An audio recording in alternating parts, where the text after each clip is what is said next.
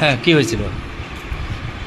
ওই ছেলে, ও ছোট, আমার ছোট, ওই ছেলেকে ধাক্কা দিয়েছে আরেকটা ছেলে, ও পড়ে গেছে, আমাকে টানি নিয়ে পড়ে গেছে।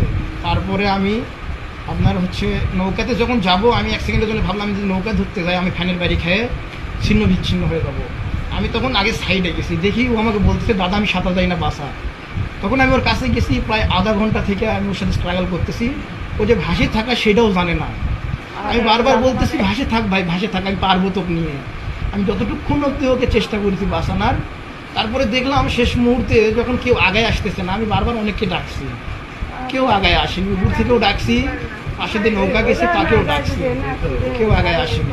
পরে শেষ মুহূর্তে যখন আমি আমার সর্বোচ্চ যখন দম ফেল, তখন আমি ওকে ছেড়ে দিয়েছি, ধাক্কা দিয়ে সরে দিয়েছি, নাহলে আমাকে ডুবাই নিয়ে চলে যেত। পরে সাইড হয়ে যখন আমি আসছি অনেক কষ্ট করে, তারপরে দুইজন লোক আমি যখন কিনারা পাইছি আমাকে টেনে তুলছে। তারপরে দেখলাম আমার দুইজন পরিচিত নৌকা থেকে, হয়তো ওরা লাভ দিচ্ছে কিনা জানি না, দুইজন আমাকে নিয়ে উপরে আসছে, তারপরে হাসপাতালে এখানে নিয়ে আসছে, এতটুকু। এরপরে আমার আচ্ছা, কোথায় সেটা, কোথায় কোথায় যায়? হয়েছে হচ্ছে যে পুরাতন যে রঘুনাথ বাড়ি নদীর ওপারে আছে, তার নদীর এই পারে যে একটা থম্বা আছে, ওইখানে ঠিক এই জায়গাতেই ঘটনা। মানে নদীর পূর্ব দিকে? হ্যাঁ, পূর্ব দিকে ঘটছে। আচ্ছা, আর এই আপনি কোন নৌকাতে ছিলেন? আমি ছিলাম আমাদের ওই ওপারের কেন্দ্র রঘুনাথ মন্দিরের। কেন্দ্র রঘুনাথ মন্দির। আচ্ছা, আপনার নাম কি? আমার নাম প্রান্তজিৎ হালদার। আচ্ছা, পিতা? পিতা প্রদীপ চন্দ্র হালদার। আচ্ছা, বাড়ি কুঞ্জবন? কুঞ্জবন। আচ্ছা, তাহলে আপনি কোথায় যায় উঠছেন? আমি ওইখানেই গিয়ে উঠছি, আমি সাঁতার জানি তো। হ্যাঁ। যতক্ষণ আমি ওর জন্য। আর ওই ছেলেটার নাম কি? ওই ছেলে যে যে তলায় গেছে, ওর নাম হচ্ছে রনি। রনি? হ্যাঁ। রনি কার ছেলে? রনি হচ্ছে আমার মামা, হচ্ছে রঞ্জিত ওর ছেলে। রঞ্জিতের ছেলে? হ্যাঁ। কোথায় বাড়ি? বাসা হচ্ছে বান্ডবী। বান্ডবী? আমাদের বাসাতে আসে কুঞ্জবনে। কুঞ্জবনে এসে আছে। আচ্ছা, রনির বয়স কত?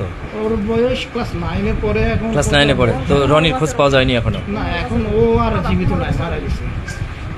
ওখানে অনেকক্ষণ পরে আপনি উঠলেন কোন জায়গায়?